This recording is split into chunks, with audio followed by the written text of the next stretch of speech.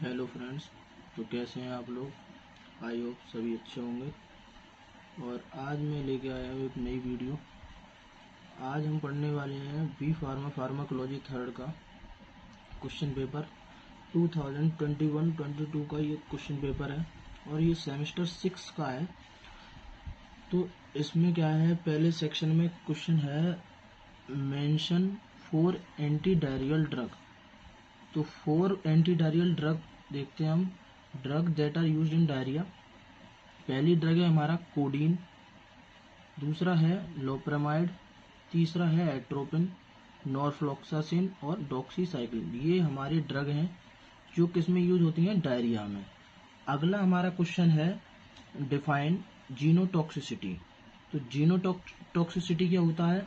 It is defined as the capability of substance to damage the genetic information of cell. इसका मतलब ये है कि ये वो सब्सटेंस होते हैं जो जेनेटिक इंफॉर्मेशन को क्या कर देते हैं, डैमेज कर देते हैं सेल में से, जैसे आरएनए, डीएनए।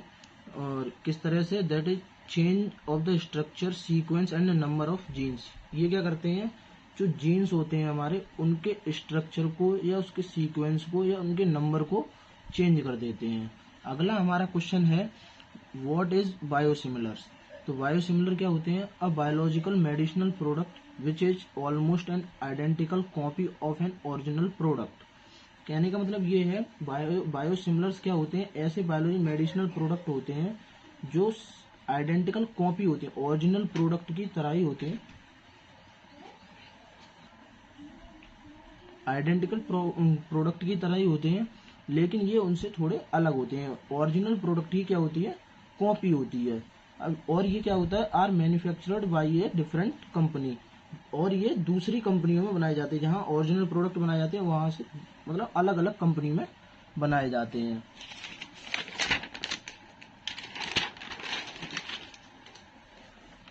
अगला जो हमारा क्वेश्चन है इनलिस्ट नॉन सिस्टमिक एंटासिड। तो नॉन सिस्टमिक एंटासिड कौन कौन से हैं? Aluminium hydroxide, calcium carbonate, magnesium hydroxide, magnesium oxide और सोडियम बाइकार्बोनेट। ये हमारे क्या है, नॉन सिस्टमिक एंटासिड के एग्जाम्पल हैं। अगला हमारा क्वेश्चन है व्हाट इज बायोलॉजिकल क्लॉक। तो बायोलॉजिकल क्लॉक क्या होती है? Biological clock are organism natural timing device. ये एक नेचुरल टाइमिंग डिवाइस है regulating the cycle of circadian rhythm.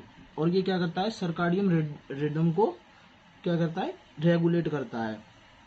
They are composed of specific molecule that interact with cell throughout the body. और ये क्या है, स्पेसिफिक मॉलिक्यूल्स या protein से बनाए जाते हैं जो क्या करते हैं, इंटरेक्ट करते हैं सेल में थ्रू आउट द बॉडी। मतलब पूरी बॉडी के जो सेल होते हैं उनके साथ इंटरेक्ट करते हैं। अगला हमारा क्वेश्चन है how does cotrimoxazole act in our body. तो ये कोट्राइमेक्साजोल जो है हमारी बॉडी में कैसे एक्ट करता है, यानी कि मोड ऑफ एक्शन इसका क्या है। तो इसका मोड ऑफ एक्शन है कोट्राइमेक्साजोल इज अ सल्फोनामाइड। एक सल्फोनामाइड एग्जांपल है that inhibit bacterial dihydrofolic acid synthesis due to its structure similarity to an endogenous substrate para amino benzoic acid. ये क्या करता है, मतलब इनहिबिट कर देता है डाइहाइड्रोफोलिक एसिड सिंथेसिस को, जिससे क्या होता है, हमारा जो बैक्टीरिया होता है उसकी ग्रोथ में इनहिबिट हो जाता है, मतलब ग्रोथ कम हो जाती है उसकी। तो cotrimoxazole competitive inhibit dihydropteroate synthase the enzyme responsible for the bacterial conversion of PABA यानी कि para amino benzoic acid to hydrofolic acid. जो क्या कहते हैं, हमारा कोट्राइमेक्साजोल होता है वो इनहिबिट कर देता है डाइहाइड्रोपिथेरोइड सिंथेस को, जो किसके लिए रेस्पॉन्सिबल होती है, जो PABA है उसको डाइहाइड्रोफोलिक एसिड में चेंज होने के लिए रेस्पॉन्सिबल होता है। कौन सा एंजाइम? डाइहाइड्रोपिथेरोइड सिंथेस। उसको क्या कर देता है, इनहिबिट कर देता है।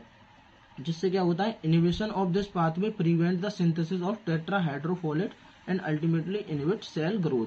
तो ये क्या करता है, जैसे ही हम इस पाथवे को इनहिबिट होती है उससे क्या होता है, टेट्राहाइड्रोफोलेट भी सिंथेसिस नहीं बनती है, मतलब टेट्राहाइड्रोफोलेट नहीं बनता है, जिससे क्या होता है, सेल की ग्रोथ रुक जाती है।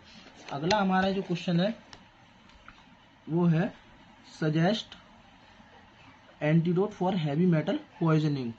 तो हैवी मेटल पॉइजनिंग के लिए कौन कौन से एंटीडोट होते हैं? पहला है डाइमरकैप्रोल, दूसरा है कैल्शियम डाइसोडियम वर्सिनेट, तीसरा है हमारा पेनिसिलिमाइन। अगला हमारा क्वेश्चन है mention few examples of uses of corticosteroid. Corticosteroid में यूज मतलब कौन कौन से एग्जांपल है कॉर्टिकोस्टेरॉइड के? तो ये है यूज टू रिड्यूस इन्फ्लामेशन। जो कॉर्टिकोस्टेरॉइड होते हैं वो क्या किस किस में यूज होते हैं?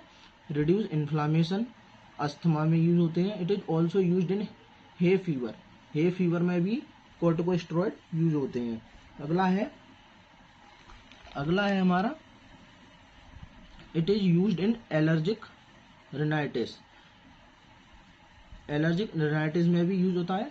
और अगला है हमारा use to suppress the immune system, immune system को सप्रेस करने के लिए भी हम कॉर्टिकोस्टेरॉइड का यूज करते हैं। अगला हमारा क्वेश्चन है name the drug used in the treatment of leprosy. जो लेप्रोसी डिसीज है उसमें हम कौन कौन सी ड्रग को यूज करते हैं?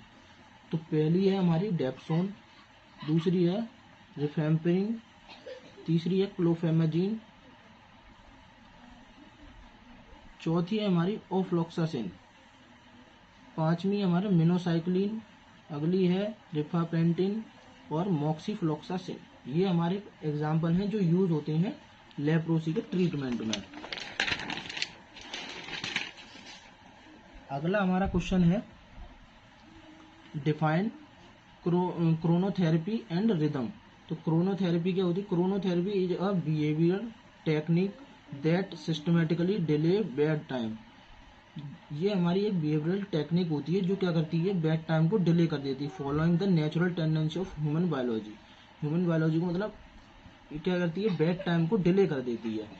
अगला जो हमारी है रिदम, रिदम क्या होता है? The natural cycle of physical mental and behavioural change that the body goes through in a 24 hour. मतलब क्या जो नेचुरल साइकिल होती है हमारी फिजिकली या मेंटली या बिहेवियरल चेंज है उसको क्या कर देती है? चेंज कर देती है। जो साइकिल होती है 24 आवर में हमारी जो फिजिकल मेंटल और बिहेवियरल चेंज होती है वो हमारी क्या होती है? रिदम होती है। अगला हमारा